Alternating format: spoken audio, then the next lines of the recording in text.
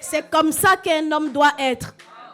Même si tu vois une femme qui peut être plus belle que ta femme, peut-être physiquement, mais ta femme doit rester toujours plus belle que la personne. Bien-aimé, fais attention à tout ce qui est de beau que tu as. Parce que ce qui est de beau que tu as peut te créer des ennuis.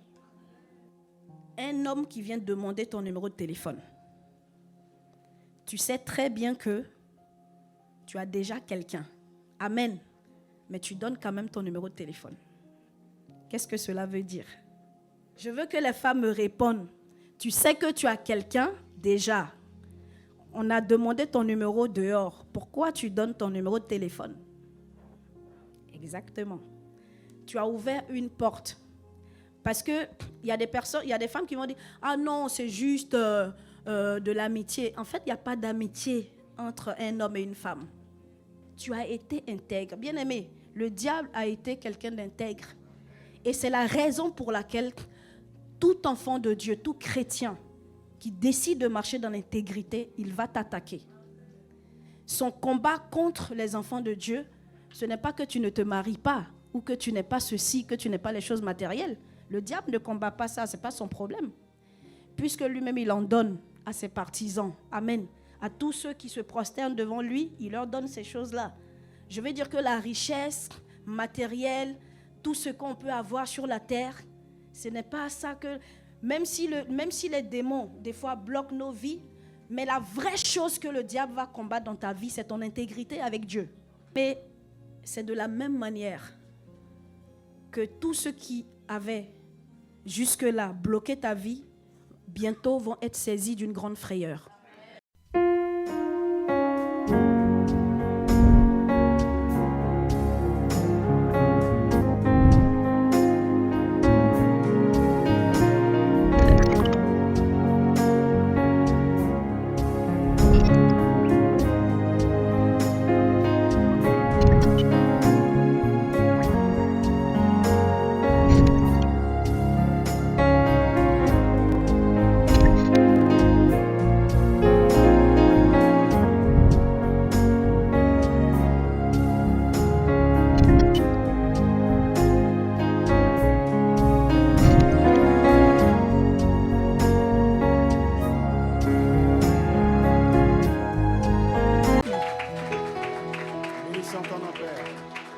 Alléluia. Alléluia. Merci Jésus. Bien-aimé, tu vas prier pour la parole. Tu vas remettre ce temps entre les mains du Seigneur. Et que la chair puisse se taire ce matin. Que le Saint-Esprit puisse parler à son peuple ce matin. Que le Saint-Esprit puisse parler à ton cœur ce matin. Et que ce temps soit un temps solennel pour lui. Alors élevons nos voix et prions au nom de Jésus. Seigneur éternel, nous te bénissons. Nous te rendons toute la gloire parce que tu es Dieu. Korobo Santa Bayarabashake. Korobo Santa. Alléluia, que ton nom soit béni. Seigneur, que le Saint-Esprit puisse parler à ton peuple ce matin. Que la chair puisse se taire. Que ma personne soit effacée. Et que le Saint-Esprit soit à l'œuvre dans chaque vie ce matin qui est là. Que tu puisses parler, Seigneur. Au nom puissant de Jésus. Alléluia. Gloire à Jésus. Alléluia. Et la semaine dernière, nous avons commencé un sous-thème. Comme nous sommes en train de traiter cette année ce thème qui est la résurrection. Amen. Dis avec moi l'année de la résurrection. Bien-aimé, lorsque le Seigneur donne un thème, ce n'est pas au hasard. Amen. Moi qui suis en train de vous parler, à chaque fois que Dieu donne un thème pour l'année, avant que l'année ne finisse, je vis ce thème. Amen. Alors je sais qu'il va le faire également pour toi. Et que ce thème-là, il faut le prendre au sérieux. Il faut manger ce thème. Amen. Et il faut t'approprier de ce thème. Afin que tout ce qui était mort dans ta vie puisse revenir à la vie. Alléluia. tous ceux qui étaient morts puissent ressusciter. Amen. Donc pour ceux qui n'étaient pas là dimanche dernier, le thème que nous sommes en train de traiter en ce moment, c'est la résurrection. Et le sous-thème que j'avais partagé la dernière fois, nous restons dans ce sous-thème. J'avais fait la première partie, donc aujourd'hui, nous allons voir la deuxième partie. Amen. Donc le sous-thème, c'est les résultats de la résurrection de Jésus-Christ. Les résultats de la résurrection de Jésus-Christ. Donc aujourd'hui, nous traitons la deuxième partie. Et pour ceux qui n'étaient pas là la dernière fois, pour un résumé de ce que nous avons dit la dernière fois, nous avons vu. Donc nous avons, dans mon introduction, j'avais défini ce qui était que le résultat et la résurrection. Donc on a dit selon le dictionnaire Robert, le résultat est un nom masculin qui veut dire ce que produit une activité consciente dirigée vers une fin. Amen. Et la définition de résurrection également était le fruit, la résurrection, c'est plutôt le retour de la mort à la vie. Amen. Et quelques synonymes de résultat, il y a le fruit, il y a les effets, il y a un aboutissement. Amen. Et on avait dit également qu'il y a 3 choses qu'il faut savoir sur la résurrection. Amen. La première chose, c'est on parle de résurrection lorsqu'il y a eu mort. Amen. On ne peut pas parler de résurrection s'il n'y avait pas eu mort quelque part. Amen. Et la deuxième chose à savoir, c'est que la résurrection est au-delà de la raison. Amen. La résurrection est au-delà de la raison. C'est-à-dire que la pensée humaine ne peut pas expliquer la résurrection parce que c'est quelque chose de surnaturel. Amen. Une personne qui meurt en train de pleurer et quelques jours après, ou le même jour, la personne se réveille de la mort. Amen. Les scientifiques ne pourront pas vous l'expliquer. Ils trouveront peut-être... ils vont essayer de faire des raccommodations, mais ils ne trouveront pas parce que c'est au-delà de la raison. Amen. Il n'y a que Dieu seul qui peut ressusciter. Amen. Donc la troisième chose également qu'il faut savoir sur la résurrection, c'est que la résurrection qui a marqué l'histoire de l'humanité est celle de Jésus-Christ. Amen. Parce que c'est ce qui a eu plus d'impact dans le monde. Amen. Il y a eu des personnes qui ont été ressuscitées, mais cela n'a pas eu d'impact. Mais c'est la résurrection de Jésus qui a eu plus d'impact sur nos vies. Alléluia. Et dans la première partie, la dernière fois, le premier résultat qu'on avait vu en grand 1, c'est la victoire de la mort et sur le séjour des morts. La victoire sur la mort et le séjour des morts. Et nous avons vu également la déchirure du temple. Le voile du temple qui était déchiré. Parce que dans le temple, il y avait le lieu, il y avait le parvis, il y avait le lieu saint et le lieu très saint. Alléluia. Et il y avait un rideau, un grand rideau, ou qu'on appelle aussi voile, qui avait séparé le lieu saint et le lieu très saint. Mais lorsque Jésus est mort, après la mort de Jésus, quelque chose s'est passé dans le temple. Le voile s'est déchiré du haut jusqu'en bas. Amen. C'était symbolique. Cela montrait que désormais, il n'y a plus de lieu saint et de lieu très saint. Il n'y a plus de séparation. Et cela symbolise également que toi, en tant qu'enfant de Dieu, avant tu étais dans le monde, désormais, avant il y avait la séparation entre l'humanité et Dieu. Amen. À cause de nos péchés, à cause de nos transgressions. Mais ce voile qui a été déchiré montre également que désormais, il n'y a plus de séparation entre toi et Dieu. Parce que désormais, Jésus a payé le prix pour toi. Amen. Et nous avons été réconciliés avec Dieu. Amen. Nous avons parlé également de l'anticipation sur la résurrection finale. Jésus va revenir sur la terre, venir chercher son église. Amen. Mais cette raison, parce que notre texte de base, c'était dans Matthieu 27, le verset 50 à 54. Amen. Et nous avons vu également dans ce verset-là que lorsque Jésus était ressuscité, il y a plusieurs tombeaux se sont ouverts. Et les saints qui étaient morts, ceux que la Bible appelle saints, ceux qui ont servi Dieu, qui étaient morts, leur corps également ont ressuscité. Amen. Et la Bible dit qu'un grand nombre est rentré dans la ville. Et on a vu également que la résurrection en fait de ces morts-là et celle de Jésus, ce n'est pas la même chose. Amen. Parce que la résurrection de ces personnes-là n'ont pas eu le même impact que la résurrection de Jésus. Alléluia. Parce que la résurrection de Jésus a fait que aujourd'hui, toi et moi, nous sommes là. Amen. Alors que ces personnes-là, ces saints qui étaient ressuscités à l'époque, ils sont morts à nouveau. Amen. Mais Jésus est mort, il est ressuscité et il est monté au ciel. Amen. Donc la deuxième partie que nous allons voir ce matin, c'est la victoire sur le péché et sur le royaume des ténèbres. Alléluia. La victoire sur le péché et sur le royaume des ténèbres. Nous allons rester toujours dans notre texte base. Amen. Je lis au nom de Jésus, si vous avez trouvé, Matthieu 27, versets 50 à 54. Je lis au nom de Jésus. Jésus poussa de nouveau un grand cri et rendit l'esprit. Et voici le voile du temple se déchira en deux, depuis le haut jusqu'en bas. La terre trembla. Les rochers se fendirent, les sépulcres s'ouvrirent et plusieurs corps des saints qui étaient morts ressuscitèrent. Étant sortis des sépulcres, après la résurrection de Jésus, ils entrèrent dans la ville sainte et apparurent à un grand nombre de personnes. Le centenier et ceux qui étaient avec lui pour garder Jésus, ayant vu le tremblement de terre et ce qui venait d'arriver, furent saisis d'une grande frayeur et dirent assurément, cet homme était fils de Dieu. Amen. Dis avec moi, fut saisi d'une grande frayeur. Bien-aimés, c'est de la même manière que tous ceux qui avaient jusque-là bloqué ta vie, bientôt vont être saisis d'une grande frayeur. Amen. Alléluia. Je te parle de la part du Seigneur. Toutes les personnes qui bloquaient ta vie jusque-là, alléluia, alors que tu es enfant de Dieu, alors que Jésus a payé le prix pour toi, amen.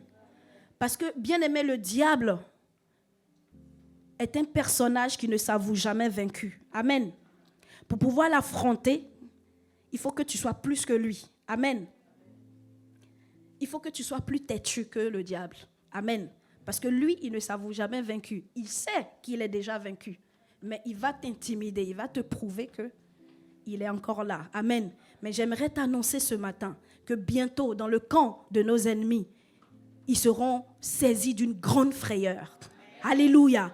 Parce que la terre va commencer à trembler sous leurs pieds. Amen. Et ils vont reconnaître qui est ton Dieu. Amen. Donc, on va poursuivre. Donc, la définition, qu'est-ce que c'est que le péché? Bien aimé, on ne peut pas parler de victoire sur le péché et sur le royaume des ténèbres sans parler de l'origine du péché et l'origine de Satan. Alléluia. Le péché et Satan, les deux sont liés. Amen. Donc, nous allons comprendre d'où vient le péché et qui est Satan. On ne va pas faire l'apologie de Satan ce matin, mais il faut que vous sachiez qui est votre ennemi. Si tu ne connais pas ton ennemi, bien aimé, dans le monde, il y a une erreur qu'on fait. On peut se confier à des personnes alors que ces personnes sont nos ennemis. Mais parce qu'on n'a pas pris le temps de savoir à qui on a affaire. Alléluia. Et on est parti se confier. Donc, sache qui est ton ennemi avant. Amen.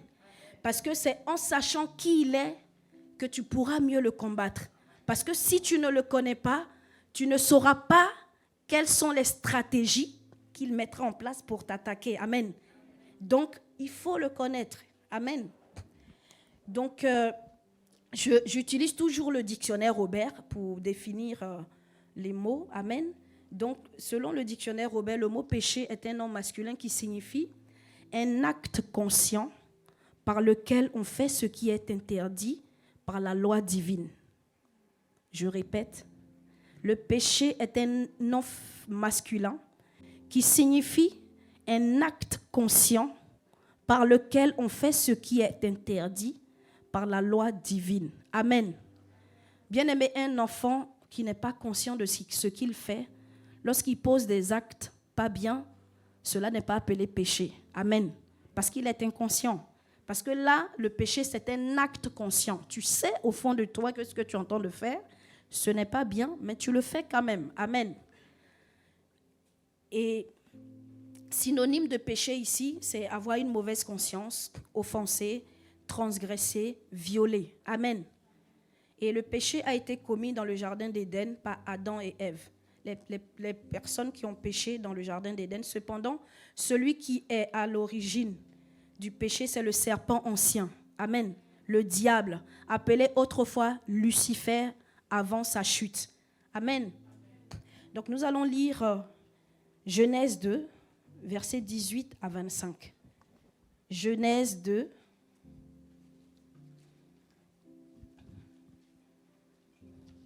Genèse 2, nous allons comprendre l'origine du péché. Amen. Genèse 2, versets 18 à 25. Je vais demander à ma diaconesse Samira, s'il te plaît, si tu peux le lire pour nous. Amen. Merci. Amen.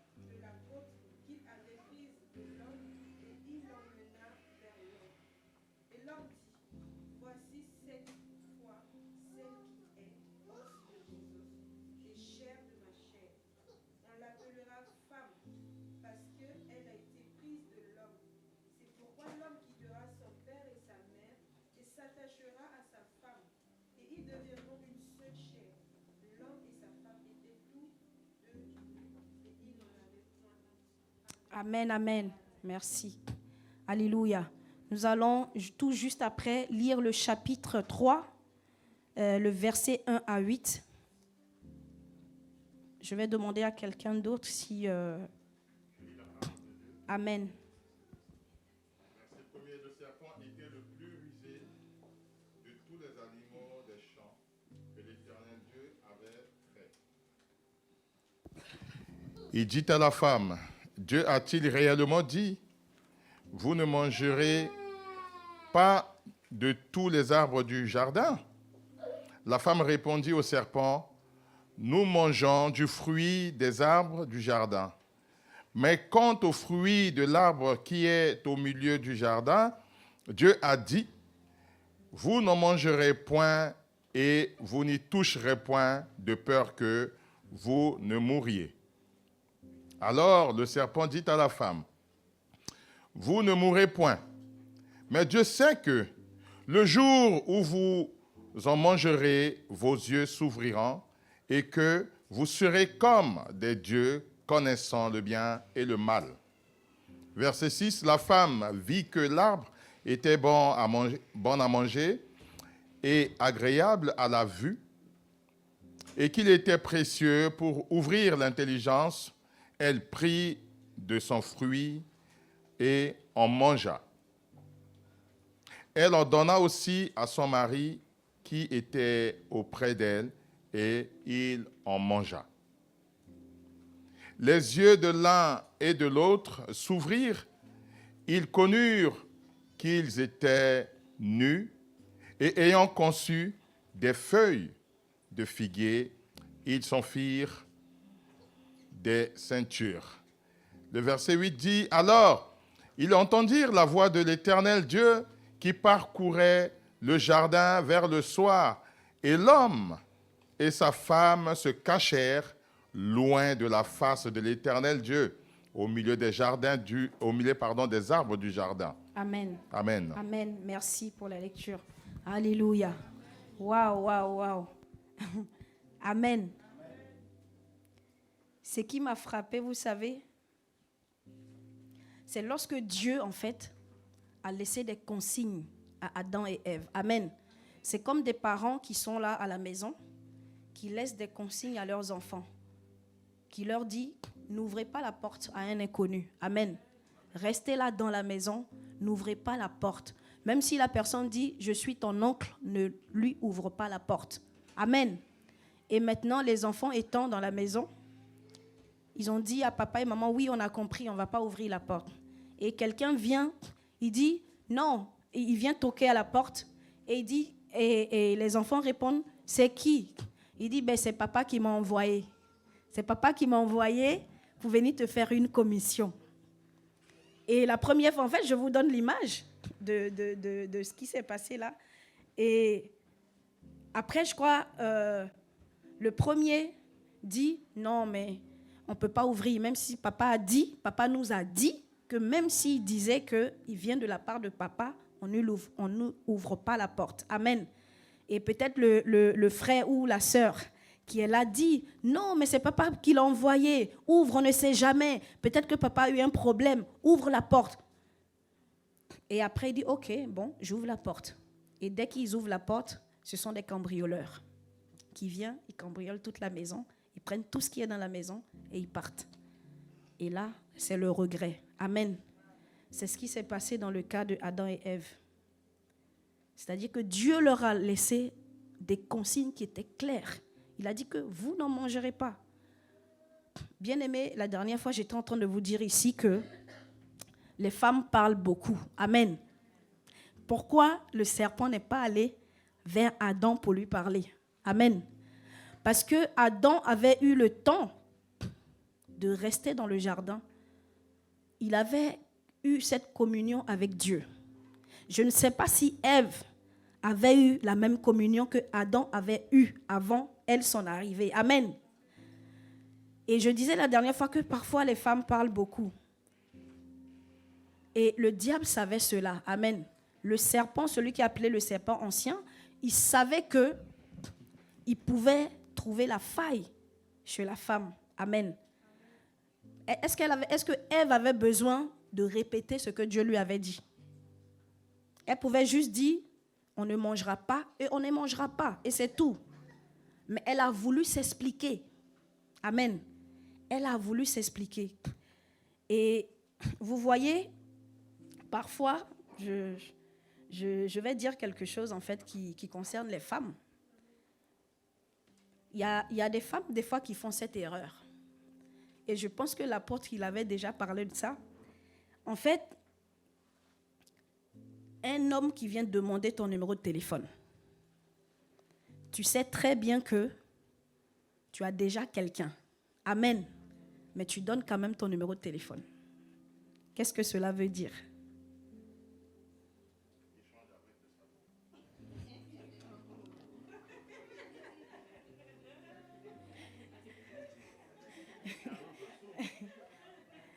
Non, mais je veux que les femmes me répondent. Merci, mon diacre. Je veux que les femmes me répondent. Tu sais que tu as quelqu'un déjà. On a demandé ton numéro dehors. Pourquoi tu donnes ton numéro de téléphone? Exactement. Tu as ouvert une porte. Parce qu'il y a des personnes, il y a des femmes qui vont dire « Ah non, c'est juste de l'amitié. » En fait, il n'y a pas d'amitié entre un homme et une femme. Tu ne peux pas, si tu sais que tu as déjà quelqu'un, tu ne donnes pas ton numéro de téléphone. Amen. Parce que si tu donnes ton numéro de téléphone, ça veut dire que quelque part, au fond de toi, il y a quelque chose qui est caché. Et cette chose qui est cachée là, ça peut être un vice. Parce que tu n'as pas de raison. Je parle de ça, en fait, bien-aimé. Peut-être que tu vas dire, mais qu'est-ce que ça a à voir avec... Parce qu'en fait, c'est là que tu ouvres la porte. Amen. Dieu a laissé un consigne clair. Mais comme les femmes parlent beaucoup, au lieu d'aller discuter avec son mari Adam, elle a trouvé du temps pour aller discuter avec le serpent. Je crois qu'elle manquait d'amis, en fait.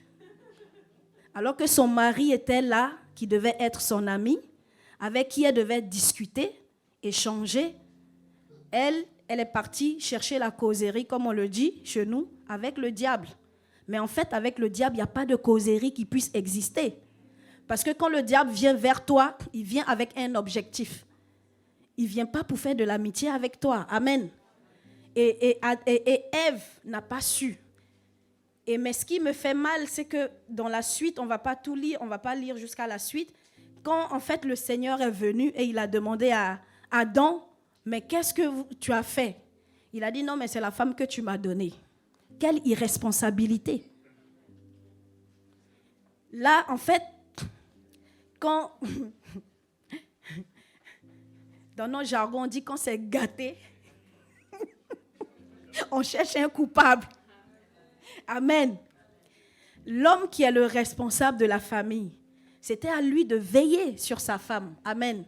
Mais quand maintenant il y a eu le chaos et que ce qui était irréparable a été commis, au lieu de dire, ah vraiment Seigneur, je te demande pardon, je suis responsable de tout ça, parce que je n'ai pas fait ce qu'il fallait, parce que c'était moi le responsable, c'était à moi de prendre mes responsabilités, de prendre mes dispositions pour empêcher que cela arrive.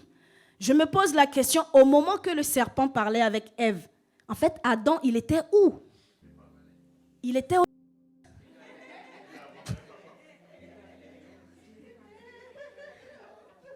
Bon, il y a un frère qui dit, il était au...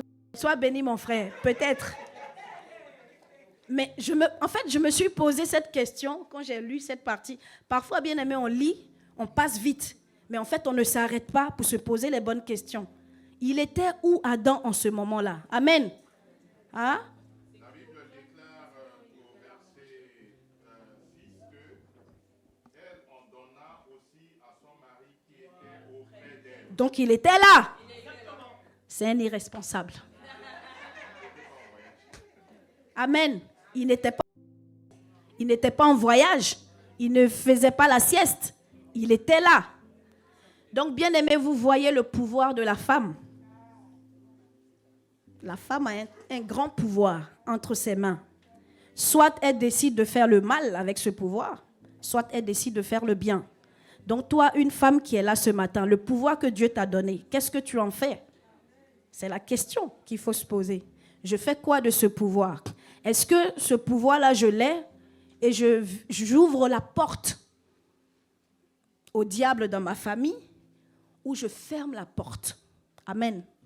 Parce que le pouvoir que Dieu a donné à la femme, bien-aimée, toi qui es femme qui est là, j'aimerais te dire, Dieu t'a donné le pouvoir d'ouvrir la porte et de la fermer. Amen. Ça dépend en fait de quel usage tu veux faire avec le pouvoir que le Seigneur t'a donné. Et j'aimerais parler aux hommes ce matin.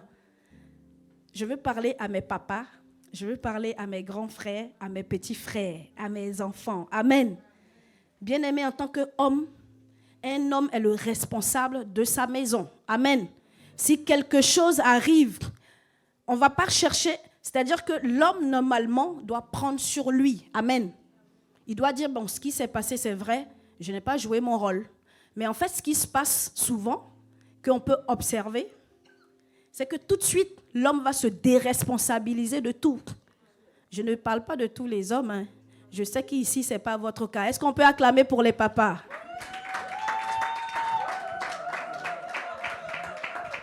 Alléluia. Je sais que tous mes papas ici ne sont pas comme ça. Alléluia. Amen. Mais bien aimé, en tant que femme, nous devons faire très très attention.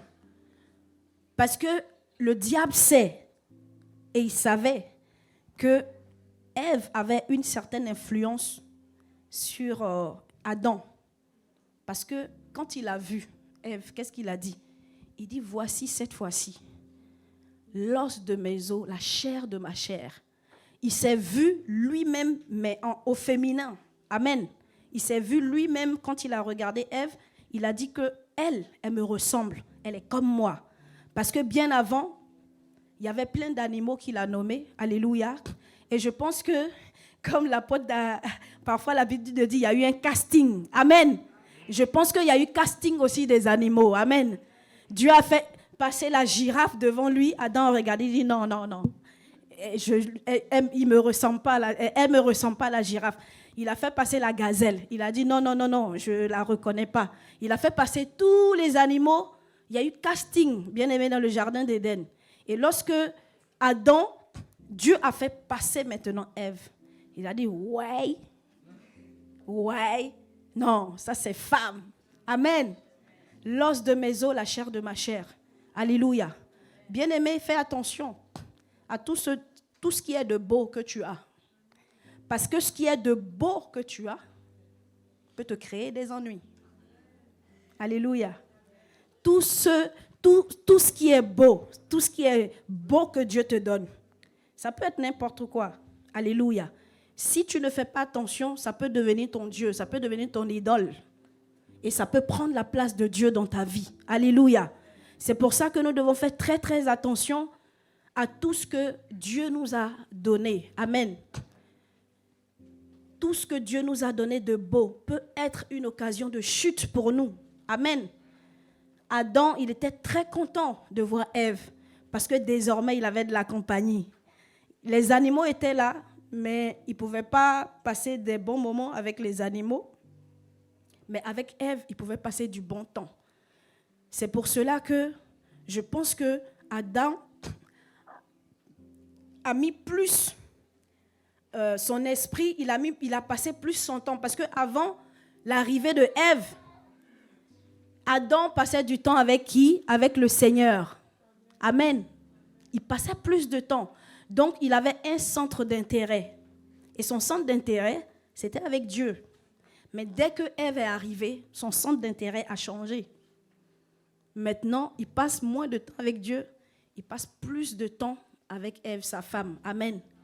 Et lorsque Dieu n'est plus notre centre d'intérêt, parce que, c'est pour ça que je dis, tout ce qui est de beau que Dieu nous donne, nous devons faire très attention. Parce que cette chose-là peut causer notre ruine. Amen. Parce que dès lors que Dieu te donne quelque chose qui est beau, que peut-être les autres peuvent apprécier, fais très attention. Commence à faire attention parce que cette chose-là peut devenir maintenant ton premier centre d'intérêt. Et que cette connexion que tu avais avec le Seigneur, cette relation que tu avais avec Dieu, désormais change. C'est-à-dire que l'intensité diminue parce que maintenant, ton centre d'intérêt a changé. Amen. Et c'est ce qui a créé en fait l'irresponsabilité chez Adam. Parce que si Adam continue à passer du temps avec Dieu comme il le faisait avant, et même si Ève est là, qu'il gardait cette flamme, qu'il gardait cette habitude, il allait rester toujours vigilant. Amen. Amen. Parce que pourquoi avant l'arrivée de Ève dans le jardin, pourquoi le serpent n'était pas venu voir Adam? Mais parce qu'il y avait la présence de Dieu. Ce n'est pas que Dieu n'était plus là, mais son premier centre d'intérêt, c'était de passer du temps avec son Dieu. Amen. Et Dieu était la protection. Mais dès lors qu'il a vu sa côte, son centre d'intérêt a changé. Maintenant, il passait plus du temps avec Ève. Alléluia. Mais malgré qu'il était là, Ève n'a pas jugé bon de passer plus de temps avec lui pour parler. Elle cherchait une autre compagnie. Alléluia. Bien-aimé, c'est de l'infidélité. Si tu laisses ton mari, ta femme, pour aller chercher d'autres amis à l'extérieur, c'est ça qui va causer ta ruine. Parce que ta femme et ton mari, c'est eux qui doivent être tes amis. Amen.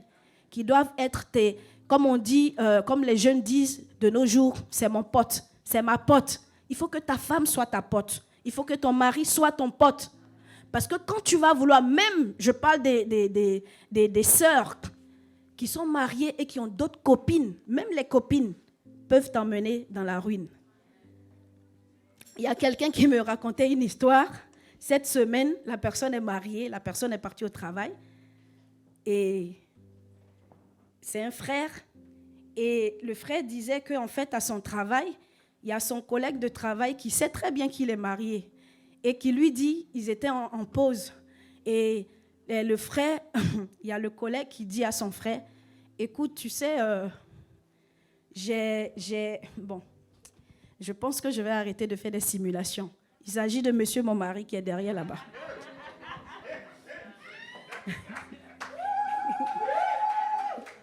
Amen. Je vais arrêter de faire des simulations. Alléluia. Ce n'est pas un frère qui m'a dit, c'est lui qui m'a dit.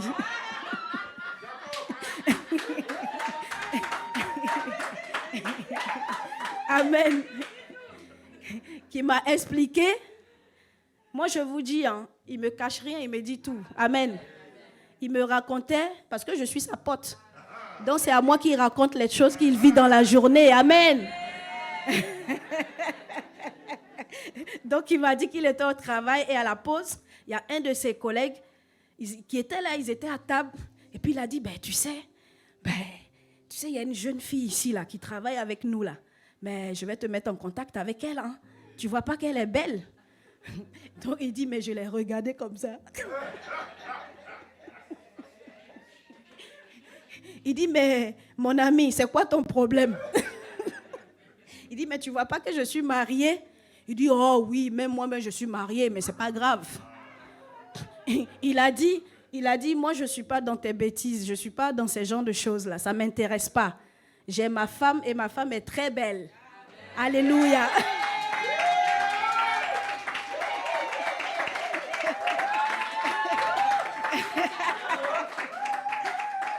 Amen, amen. C'est comme ça qu'un homme doit être. Même si tu vois une femme qui peut être plus belle que ta femme, peut-être physiquement, mais ta femme doit rester toujours plus belle que la personne. Il faut que tes yeux, tu commences à reprogrammer ton œil. Alléluia. Amen. Et c'est pareil aussi pour les sœurs. Il faut que tes yeux commencent, si tu avais des fois, c'est pour ça que je disais tout à l'heure, tu ne peux pas être en couple et donner ton numéro à quelqu'un. Ni à un collègue, ni à un camarade de classe. Alléluia. Parce qu'il faut faire la part des choses. Amen. Il n'y a pas d'amitié. Bien-aimés, nous sommes dans le monde et ces choses-là arrivent. Bien-aimés, les gens du monde n'ont pas peur si tu es marié ou si tu n'es pas marié.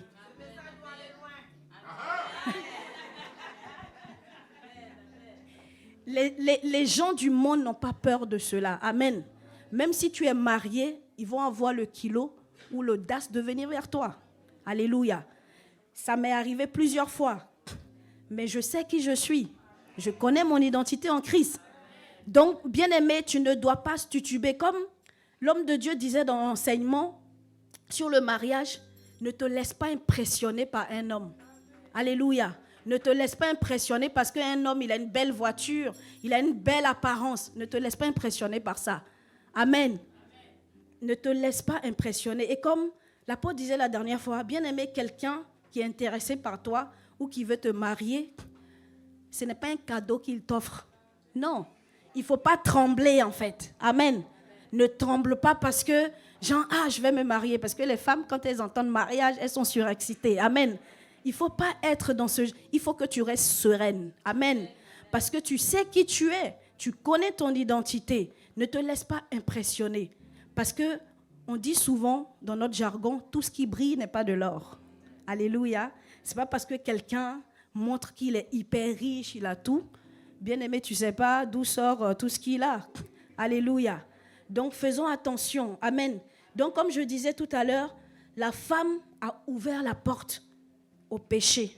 Alléluia. Elle a ouvert la porte. Et son mari, qui est son gardien, qui est censé veiller sur elle, qui est censé faire attention à tout ce qu'elle fait, n'a pas été vigilant. Alléluia. Nous devons être vigilants en tant qu'enfants de Dieu. Amen. Nous allons lire le livre de Ézéchiel 28, versets 14 à 16. Ézéchiel 28. Je lis la parole de Dieu, Ézéchiel 28, versets 14 à 16. Tu étais un chérubin protecteur, aux ailes déployées, je t'avais placé, et tu étais sur la sainte montagne de Dieu. Tu marchais au milieu des pierres étincelantes. Tu as été intègre dans tes voies, depuis le jour où tu fus créé jusqu'à celui où l'iniquité a été trouvée chez toi. Par la grandeur de ton commerce, tu as rempli de violence. Tu as péché. Je t'ai précipité de la montagne de Dieu et je te fais disparaître.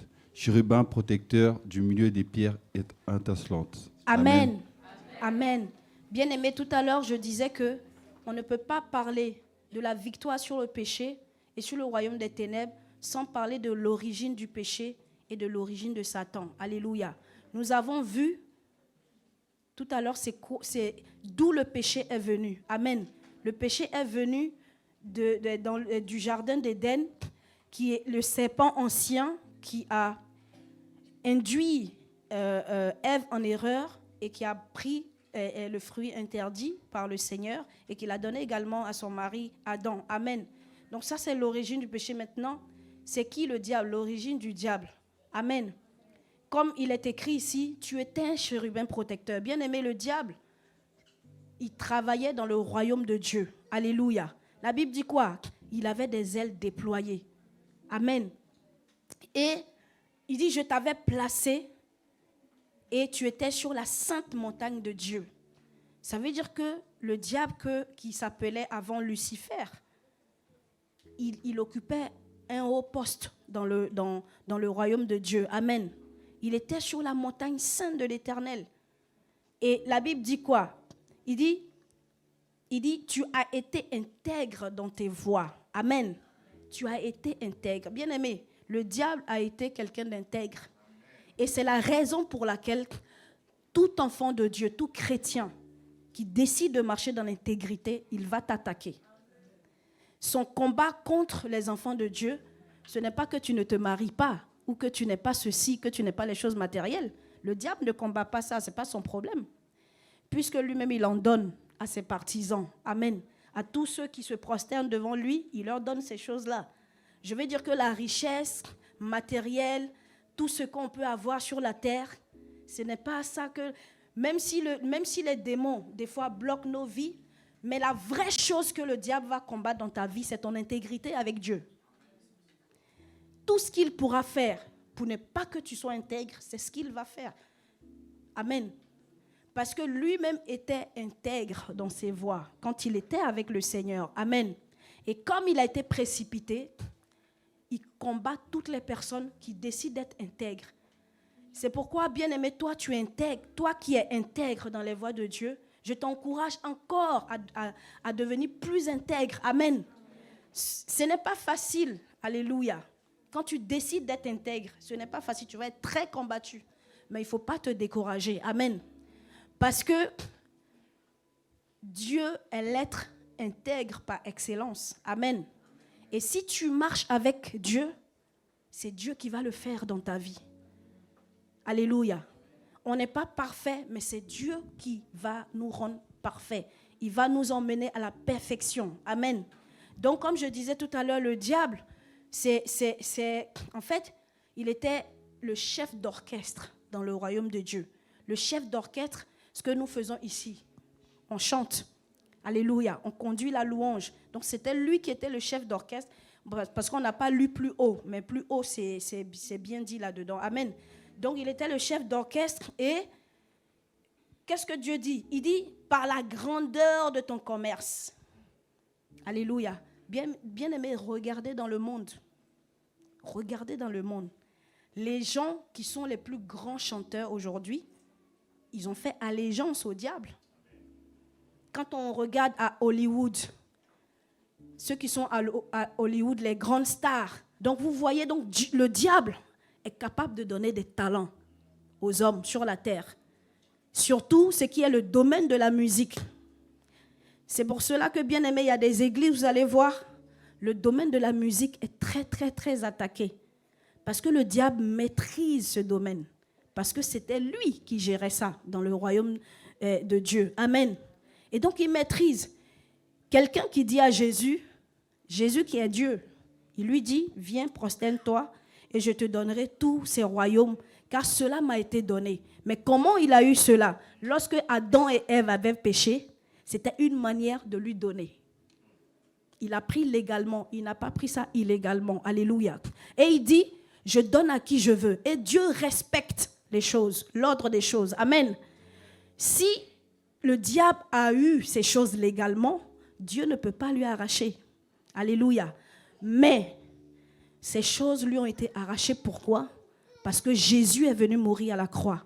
Alléluia. Et Dieu a rétabli l'ordre des choses. Amen. Mais le diable va tenter de tout faire pour te faire croire que c'est lui qui domine. Amen. Parce que ceux qui l'adorent, comment on appelle le diable? Ceux qui adorent le diable, il appelle le diable l'architecte du monde. Mais c'est un mensonge. Alléluia. Ce n'est pas lui qui est l'architecte. Parce que quand on dit que quelqu'un est l'architecte, ça veut dire que c'est lui qui a construit, c'est lui qui a bâti. Mais en fait, le diable n'a rien bâti. Alléluia. Nous avons tous lu ici, dans Genèse 1, quand le Seigneur a parlé, que la lumière fut, et la lumière est venue. Alléluia. C'est Dieu qui est le créateur du ciel et de la terre. Alléluia. Mais ceux qui viennent prêter allégeance au diable, le diable leur fait croire que c'est lui qui a créé. Alléluia.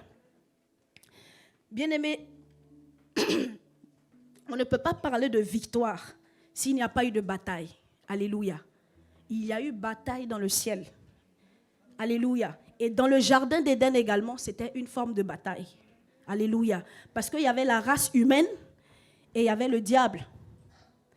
Et ils savaient que Dieu avait donné le pouvoir à la race humaine, qui est Adam et Ève. C'est eux qui avaient l'héritage, c'est eux qui avaient le pouvoir. Parce que, bien aimé, le diable est trop petit pour que Dieu vienne se mesurer à lui. Le diable est trop petit, amen, pour Dieu. Donc le Seigneur il ne va pas se salir les mains pour venir et lutter contre le diable. Amen. Dieu va toujours utiliser ces éléments. Est-ce que toi tu es un élément de Dieu? Alléluia. Est-ce que tu es un élément que Dieu peut utiliser pour combattre le royaume des ténèbres? Si c'est le cas, acclame le Seigneur. Alléluia.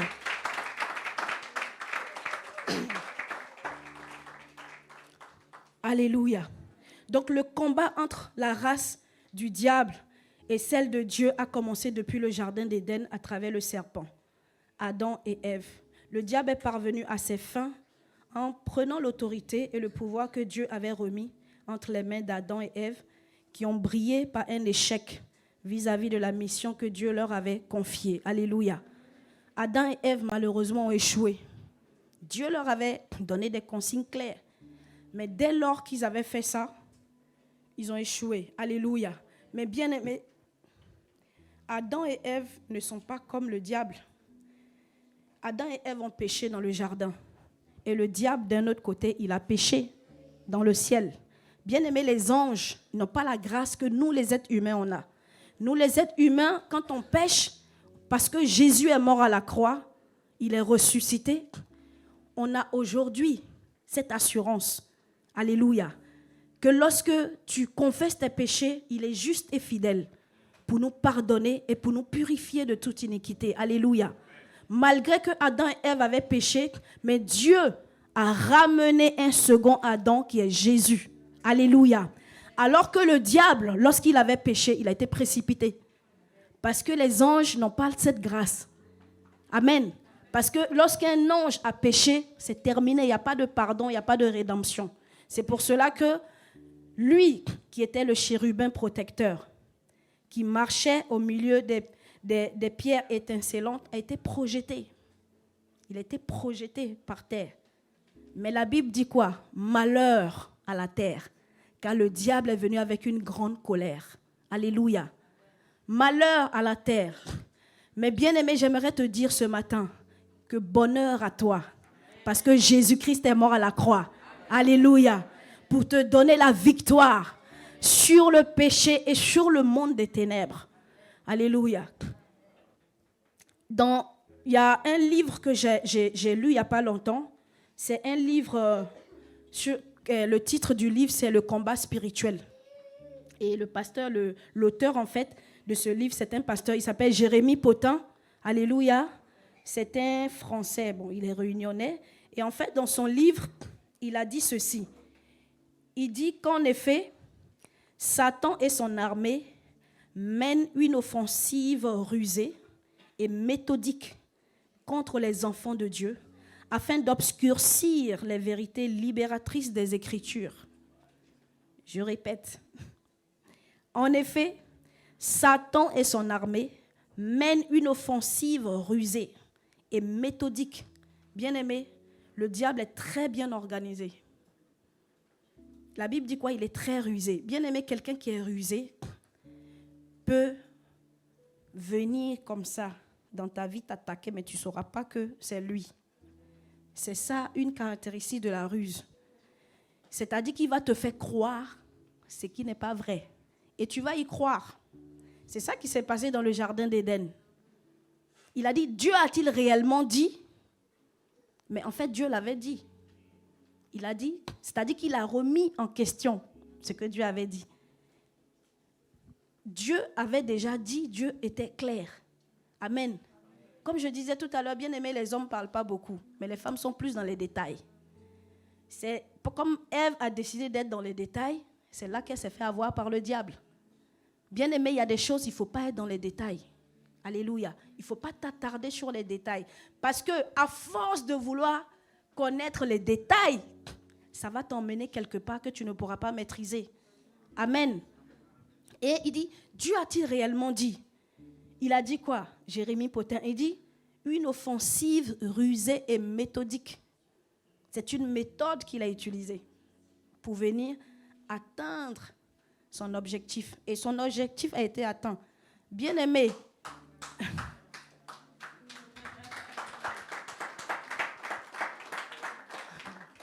amen. Son objectif a été atteint, malheureusement. Mais heureusement que Dieu a un plan B. Dis avec moi, plan B. Plan B. Alléluia. J'aimerais te dire ce matin, bien-aimé, que les démons s'agitent, le royaume des ténèbres s'agite, mais tu es le plan B de l'Éternel. Tu es son plan B. Parce que le diable ne savait pas que Dieu avait un plan B. Alléluia. Bien-aimé, Dieu a toujours un plan B. Même dans ta vie, il y a des choses que tu sens que, mais en fait, ça bloque. Tu fais, mais tu sens que tu te bats contre quelque chose que tu n'arrives pas à dompter. Alléluia. Mais en fait, en toi, le Seigneur va trouver un plan B pour combattre cette chose-là.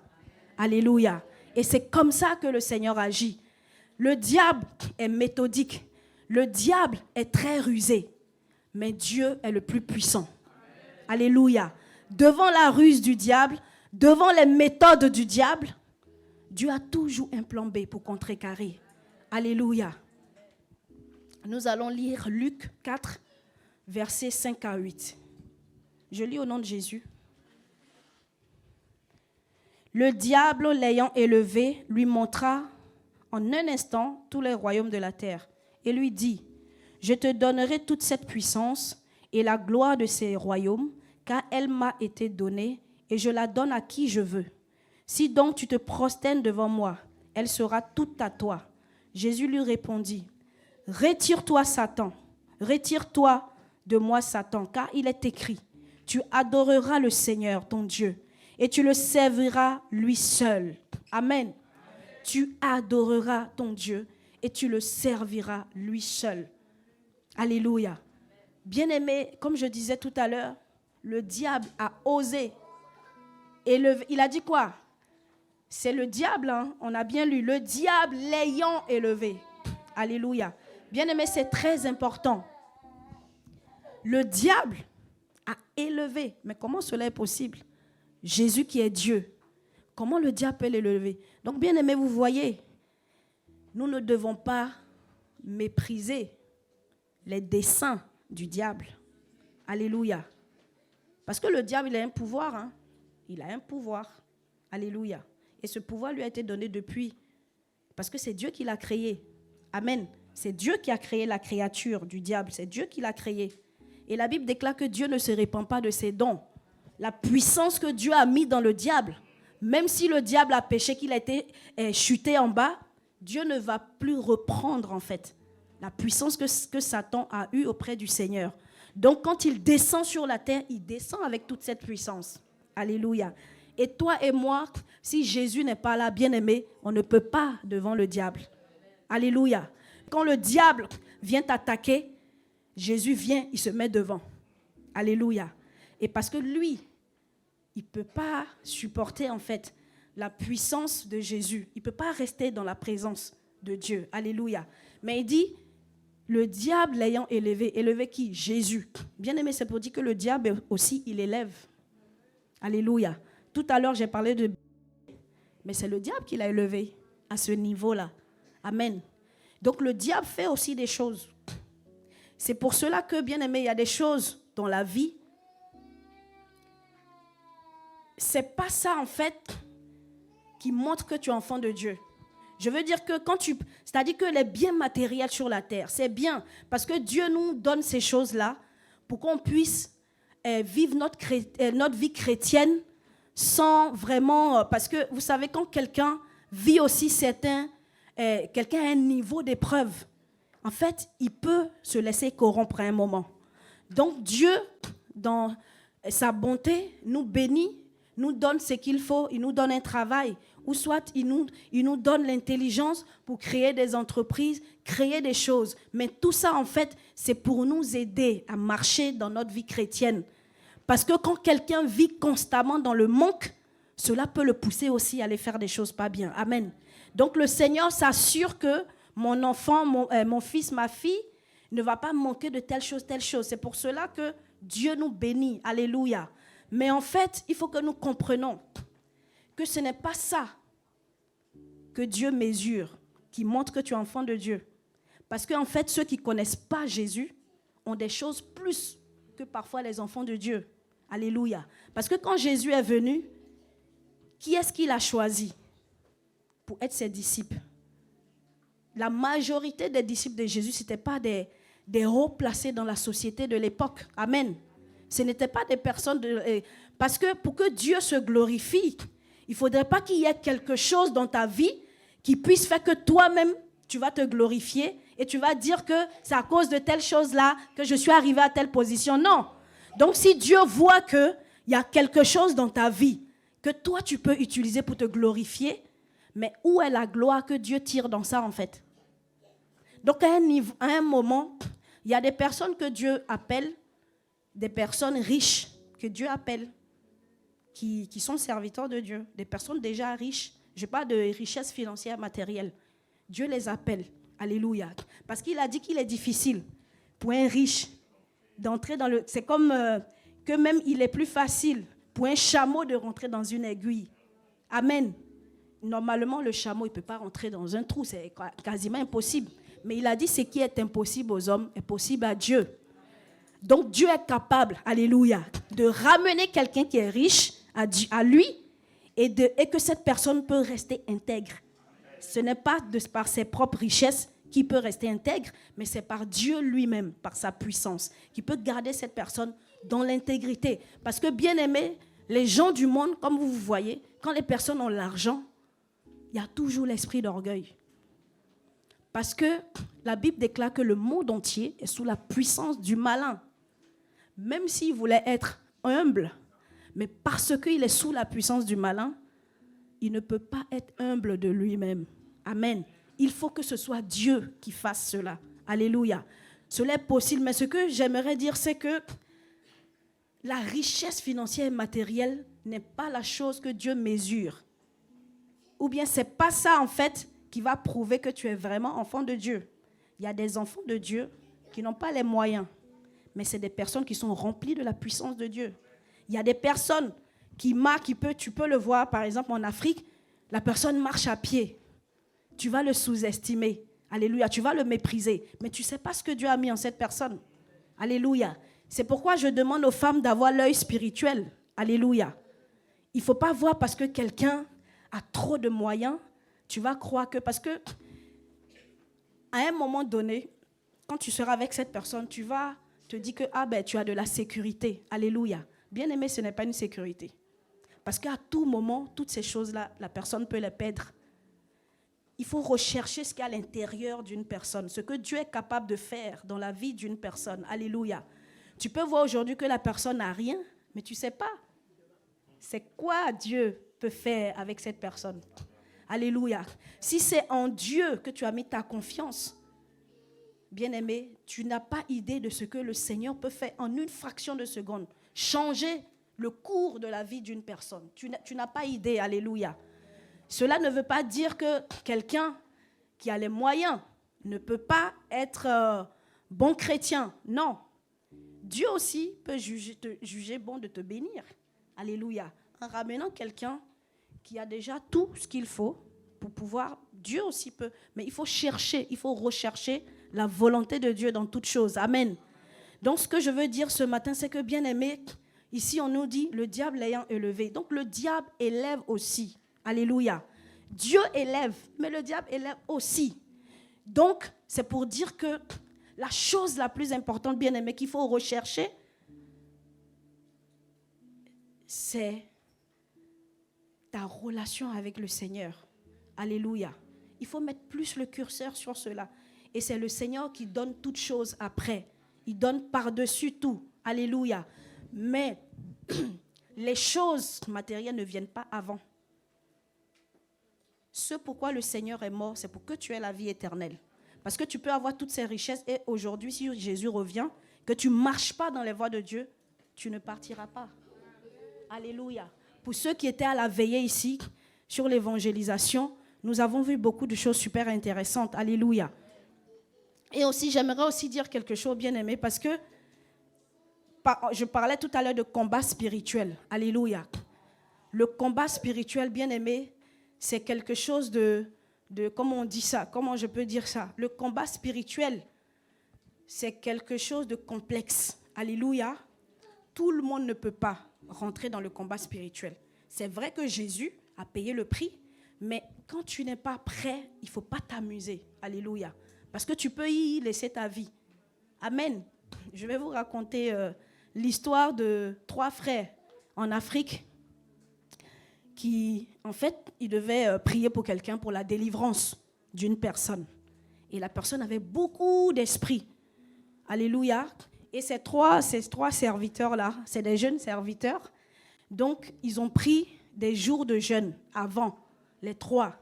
Ils ont pris des moments de jeûne et prière. Et ils devaient rester dans ce temps de jeûne et prière et venir à l'église et faire la délivrance de cette personne.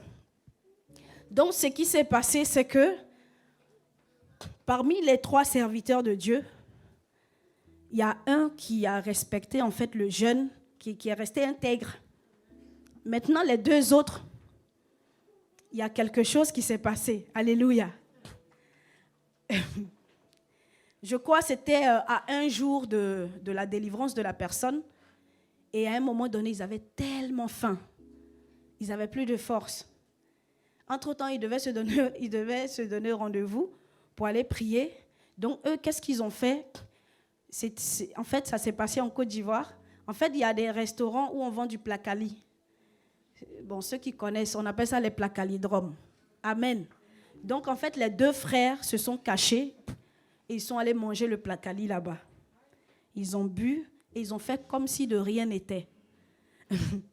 Donc, le jour J, en fait, de la délivrance est arrivé et ils sont partis à l'église. Donc, ils ont commencé à prier. Et l'autre frère, lui, il n'est pas au courant que les 2 là, ils ont fait ça. Donc, ils ont commencé à prier, chasser l'esprit dans la vie de la personne. Donc, ils ont commencé à dire, « Esprit de temps, sors! Esprit de temps, sors! » Ils prient, ils prient. Et à un moment donné, la personne qui avait l'esprit là s'est tournée vers les 2 comme ça. Il dit, placali, sors! Placali, sors! Et les 2 ont commencé à vomir. Les 2 ont vomi là à l'église.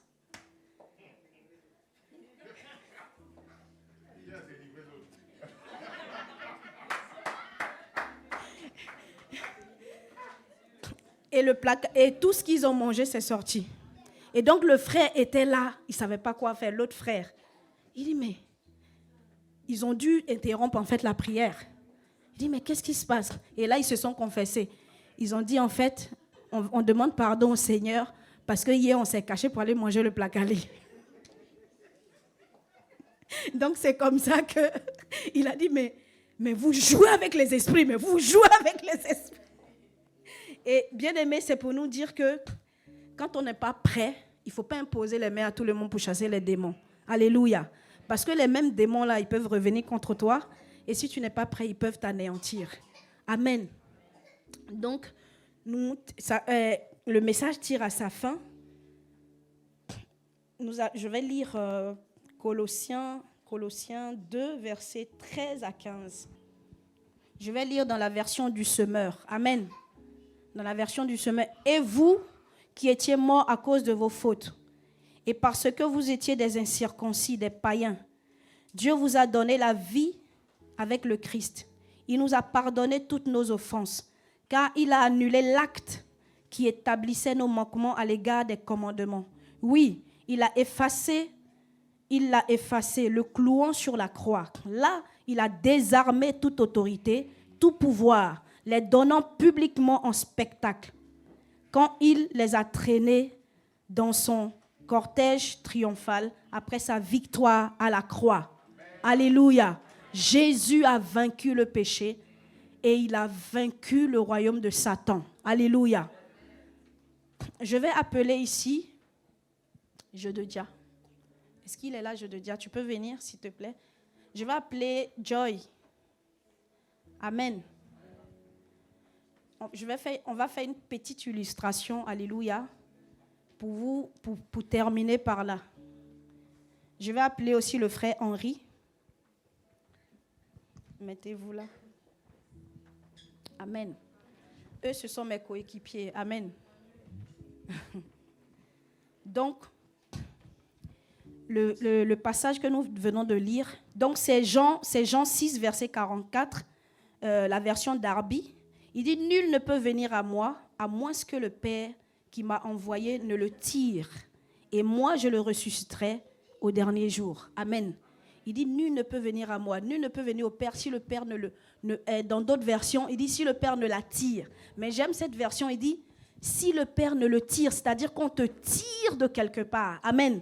Parce que le diable, c'est-à-dire qu'il t'a gardé comme prisonnier. Mais en fait, quand Jésus est mort et est ressuscité, tu étais dans le royaume du diable et il t'avait gardé là-bas comme prisonnier. Et Dieu est venu te tirer. Donc, en fait, c'est une bataille. Amen.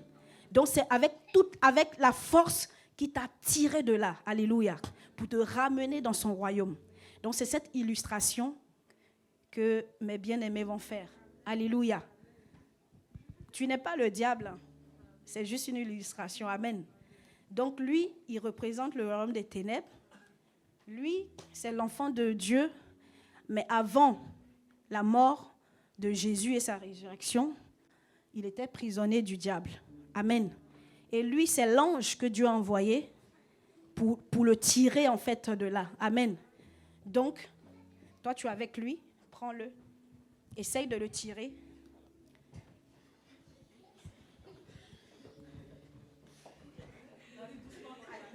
Ne cassez pas son bras.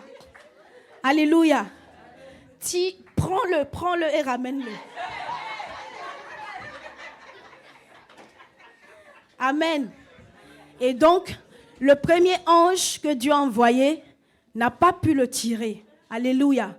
Parce que Jésus n'est pas encore mort et il n'est pas encore ressuscité. Mais maintenant, Jésus est mort et il est ressuscité. Et donc, il a vaincu le diable et son royaume. Alléluia. Maintenant, Dieu va envoyer maintenant un ange plus puissant. C'est là que mon diacre Jason va faire son entrée. Mets-toi là. Tire-le. Tire-le.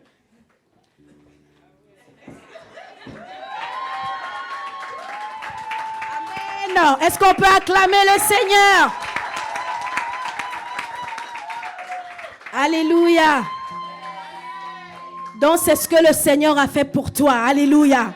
Il t'a tiré de force pour te faire sortir du royaume des ténèbres. Parce qu'il a vaincu, alléluia, le péché et le royaume des ténèbres. Nous allons nous lever, nous allons prier. Alléluia. C'est ce que le Seigneur a fait pour toi, bien-aimé. Alors tu vas prier, tu vas déclarer ce matin que la mort n'a plus de pouvoir. Alléluia. Que le royaume des ténèbres n'a plus de pouvoir sur ta vie. Le diable n'a plus de pouvoir. Parce qu'il est écrit que Dieu a détruit l'acte dont les ordonnances nous condamnaient et qui subsistait contre nous. Il a cloué à la croix. Alléluia. Il les a livrés publiquement au spectacle. Donc c'est cette vérité-là que le diable va combattre pour ne pas que tu le comprennes, que tu le saisisses. Alléluia. Mais ce matin, par la puissance du nom de Jésus-Christ, tu vas saisir, alléluia, cette vérité ce matin. Tu vas élever la voix et tu vas déclarer qu'à compter de maintenant, les ténèbres n'ont plus aucun pouvoir sur ma vie. Alléluia. Parce que Jésus-Christ est mort et a vaincu le péché, a vaincu le royaume des ténèbres. Élève la voix et prie au nom de Jésus. Seigneur, merci pour ce que tu es. Nous bénissons ton nom. Nous bénissons, Seigneur, ta parole. Nous bénissons le canal que tu as utilisé. Et nous prions que ce que nous avons reçu au travers de ces moments Seigneur, soit gravé dans nos cœurs, que l'esprit de résurrection réellement puisse se manifester afin que nos vies soient le reflet, Seigneur, de ce que tu as accompli à la croix. Nous te bénissons, nous t'exaltons. Reçois, ô Père, notre connaissance pour tout ce que tu es. À ton nom soit la gloire, au nom de Jésus. Amen. Amen. Que le Seigneur bénisse ta présence. Tu peux t'asseoir, s'il te plaît. Merci, Seigneur. Gloire à Jésus.